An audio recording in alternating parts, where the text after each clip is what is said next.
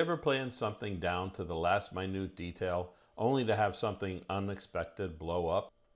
It reminds me of that saying, maybe you've heard of it. The best laid plans of mice and men often go awry. In this video, I'm going to share with you 5 powerful strategies that you can use to identify risks, manage your teams, and not be prepared for maybe anything, but for everything that happens in your project. And if you stick around until the end of the video, I'm going to share with you one powerful strategy that's often overlooked, even by senior, seasoned project managers. Think about packing for a road trip. You've got the snacks, you've got the playlists, you've even got the chargers for the phones. But halfway through, the car breaks down. And why? You forgot to check the tires.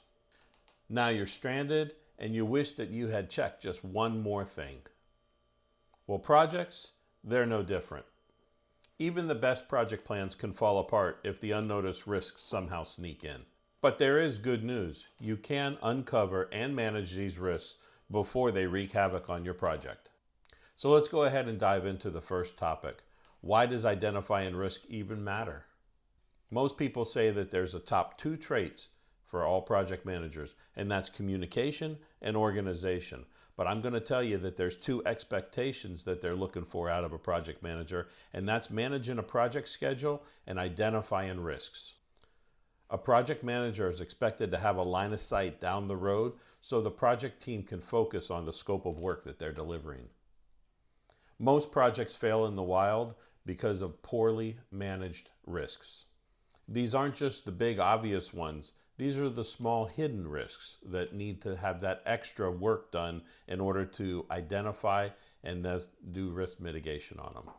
These small hidden risks are the ones that most often derail a project. These can be the dependencies that are buried in your project schedule, an overlooked team member, a vendor that you're relying on for a critical delivery. Those are the types of risks that cause the biggest issues. These unidentified risks, when they pop up, can lead to cost overrun, schedule delays, and worst of all, stakeholders lose trust in you. But as I said, risk management isn't just about fixing problems after they happen, it's about identifying them and having a plan before they happen. So let's move into the next topic, which is analyzing your project schedule. This is where all risk management should start. Once you have a baseline project schedule, what I typically do is I'll go end to end in the project schedule and I'll walk through with all of the team members and identify where the potential pitfalls could be as we take that journey from start to finish in that schedule. Doing an end-to-end walkthrough provokes a lot of thought. It makes sure that folks can kind of think through, and then as they're thinking through in the moment of what they're going to do, they'll go ahead and say, oh, under this rock, this potential risk could be there. Or once we do this, we need this vendor, and then we'll go down that journey a little bit and say what happens with that vendor, and then we'll be able to identify any potential risks that can be with that vendor. This is how we can identify tasks that can't slip or that will have an effect on the timeline. Whether you're doing critical path method or whether you're just doing a walkthrough of the schedule, when you find this dependency where the project schedule can't slip or there'll be an impact on the overall delivery, you'll then be able to develop a contingency plan and a potential workaround that's needed. I typically follow a simple 3-step process here. Step 1 is a high-level review of the schedule. Step 2 is I focus on the dependencies and the critical path. And step 3, I look for the bottlenecks.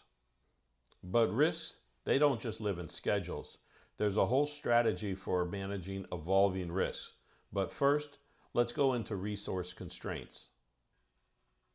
Some of your biggest risks are going to be around the resources or the humans involved with your project. You'll often hear people talk about headcount, but when I was at a PMI conference, one of the speakers, and I stole his saying, which I told him I was going to, he talked about brain count. And that's really what you're talking about here, which is not just is the resource available, but Do they have the skill sets needed to complete the job? On a lot of projects, you'll find that one person will have a skill set that's needed across multi areas, maybe multi projects as well, and that is a bottleneck that you'll need to identify in your risk plan.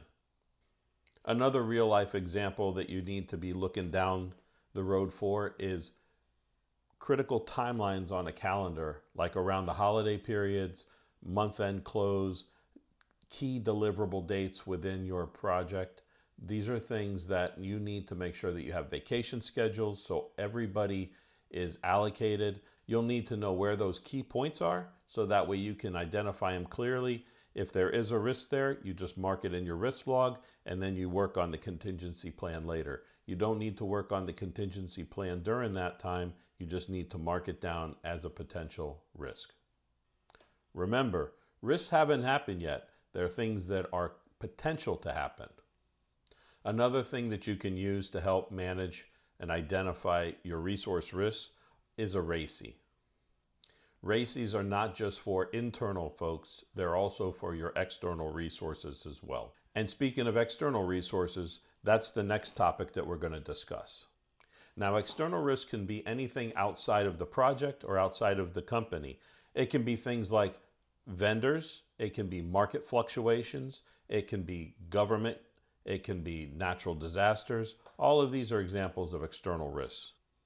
If you take a construction project as an example, there could be a supplier that fails to deliver materials on time, and without a backup plan, the entire project is going to grind to a halt. Some of the things that you can do to help get ahead of these external risks are have a supplier scorecard for a vendor to try to identify where their potential gaps are. You can work with the team in collaboration with or independent of the vendor. There's no way to sugarcoat it.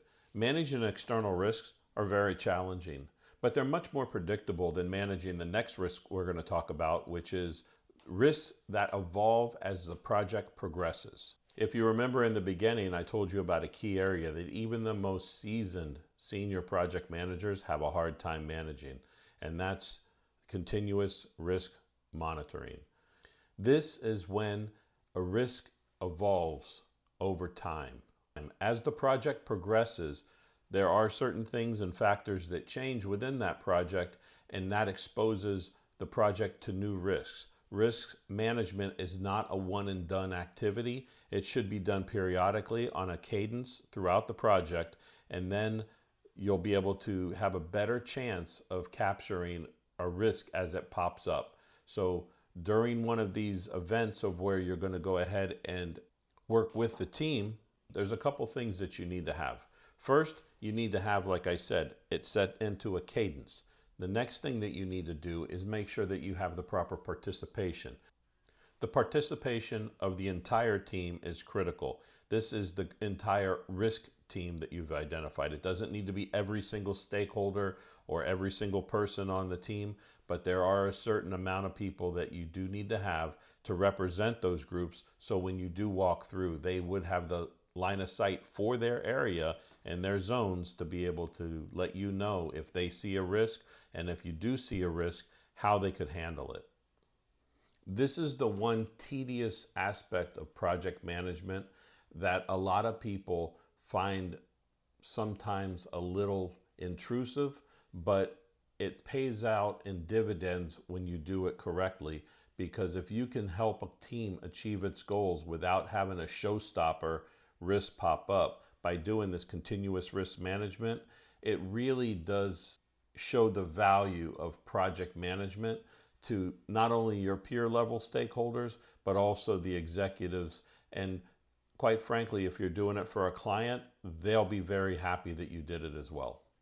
Now, in this video, I gave you 5 powerful strategies. I gave you some checklists and some walkthroughs to be able to manage to these 5 powerful strategies.